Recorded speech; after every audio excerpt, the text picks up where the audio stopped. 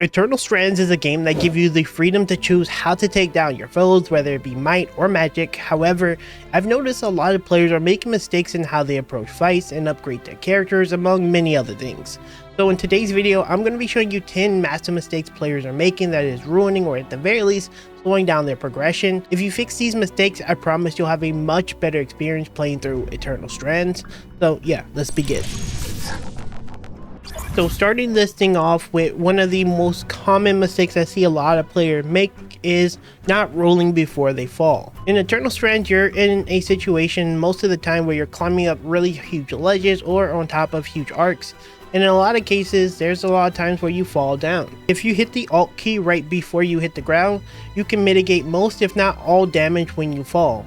I've jumped from pretty high places, and whenever I did the roll, despite being extremely high, I was able to mitigate like a massive portion of damage, sometimes taking very small double-digit damage despite being extremely high in the skies. This is a very small tip that I noticed a lot of players don't know.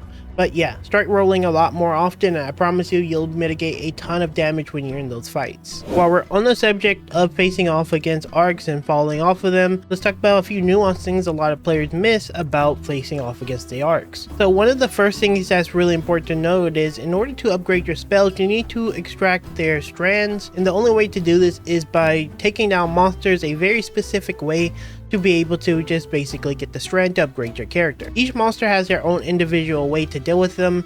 Pretty much most of the walking arcs tend to be fairly easy and straightforward, but I do want to talk about the flying arcs because they are a little bit more different. First off, most of the flying arcs require you to stay in the sky in order to get it. A great way to tell this is to look at their health bar, and right under it, it'll show a like core looking thing. This represents that their strands is exposed, and this is a indication that that's whenever you can take it. Typically when you're looking at the flyers, this is only whenever they're flying, and that's the only time you can get it. For example, if you're facing off against the Highland Iceclaw, he's the prime offender of this. If you don't break one of his wings, he will do a barrel roll and shake you off. But if you break both of his wings, he's less likely to fly as much, and they'll make it much harder for you to be able to extract his strands. So for him and for the Ashpeak Drake, what you definitely want to do is make sure that you only damage one wing, break both of their feet, because if you don't break their feet, they'll do the slam down and shake you off a lot more. And once they're in the sky, you can easily extract the strand and get it from both of them very easy. This is just a tip for the main flyers that you're going to see early on. I found these two to be a little bit confusing initially, so this should help you out quite a bit. Another quick tip while we're talking about the Highland Iceclaw, and this goes for pretty much every monster. Let's say for example you use fire magic for the Highland Iceclaw on him. Just keep in mind that you will destroy certain materials when you do it that way. So typically when you're facing off monsters, you want to take their parts, you want to deal physical damage and try to avoid using elemental damage on them, because they can burn the parts and make it harder for you to actually get materials in order to craft. So while elemental damage definitely will speed up killing some of the monsters, you miss out on a ton of valuable parts. I noticed a lot of players didn't notice that, so just wanted to throw that out there. Next, let's talk about a handful of environmental and open world tips that you guys need to know. First things first, let's talk about hunting some of the monsters. And one of the biggest mistakes I see players make is they like to hunt monsters that have a certain element type that has that weather, that has that elemental type. So let's say for example you face off against the Glasstail in a place that has the weather effect that makes it so that it's freezing.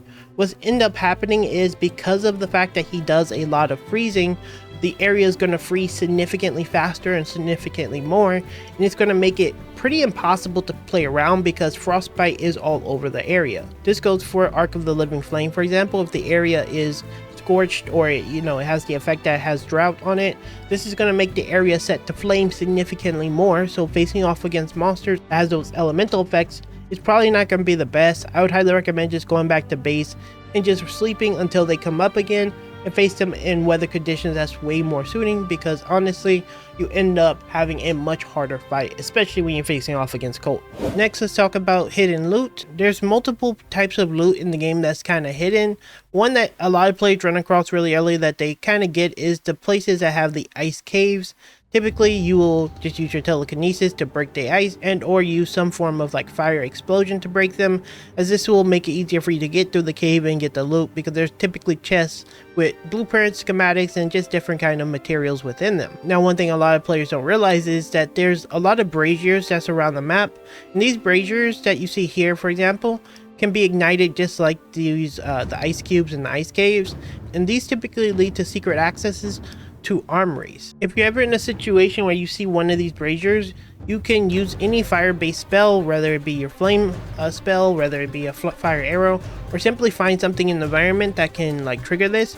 You can actually find yourself some hidden loot that I think a lot of players actually miss. Shifting gears here a little bit to the base, let's talk about some of the more upgrading things. And one big mistake a lot of players don't do is upgrade their stations. Early on, I noticed that a lot of players just straight up miss out on these, and these are actually pretty important because they'll give you a variety of things. Castmans will give you a ton of slots early on. Solo will give you upgrades on your weapons and your gear, making it easier for you to deal more damage. Lan will give you more tonics, as well as give you potions that can give you elemental resistances. And Dam can give you the ability to upgrade all your different powers and mantles, and all this costs is to salvage your resources. I didn't do this for the first like 2 hours, and you should definitely put a lot of effort into salvaging it. The reality is, while you're going to be missing out on a lot of resources that you could use to upgrade some of your equipment, having enough resources to upgrade as soon as possible is significantly more important than having those resources for your armor upgrades. This actually extends for the Reforger as well. You should be putting a massive amount of effort to reforge gear whenever you can. A lot of times your gear actually gets a pretty sizable upgrade simply by reforging, and don't be shy to use materials that's going to make your gear significantly better.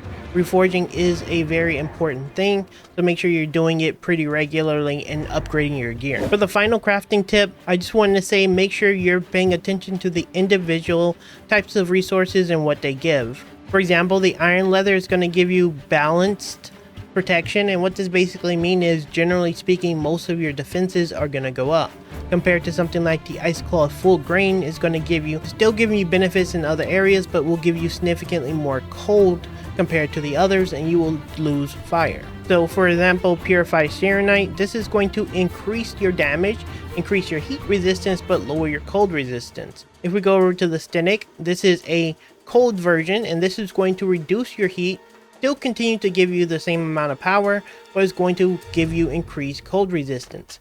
And the reason why this is important is you need to make sure that you're balancing your stats out correctly. Remember, you have the ability to hold up to 3 individual weapons, and each of these weapons have the ability to have these kind of like effects on them, so you want to make sure that you're balancing your resistances as well as your attack power and weight effectively, because this is going to make it easier for you to deal with every type of situation. You could in theory make all your cold based weapons more resistant to cold. You can make all your fire-based weapons more resistant to fire, and depending on the situation that you're attempting to face off against, you can swap your gear based on that if you want to do that to make it much easier. Either way, it's important you notice this kind of stat and make sure you're balancing this out really well so you can be as defensive as possible. For my final tip, make sure you're doing the collectibles. Unlike many other games, Eternal Strands actually is a game that rewards you for doing collectibles.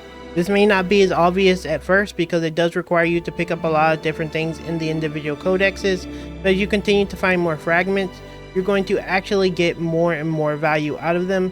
So make sure you're actively picking them up because they're actually going to give you minor passives that actually does make your character a lot better. And there you have it, guys. Those are 10 or so, probably a little bit more tips that you need to know to make it so you have a better early game experience, overall experience. Most of these tips actually can be used long beyond the early game, so make sure you're taking advantage of those. If you found any of these tips helpful, you learned something new or anything of the sort, leave me a like. That helps an immense amount. And if you do enjoy RPG content just like this video, consider subscribing to the channel because we're going to be covering just short of every major RPG this year and beyond.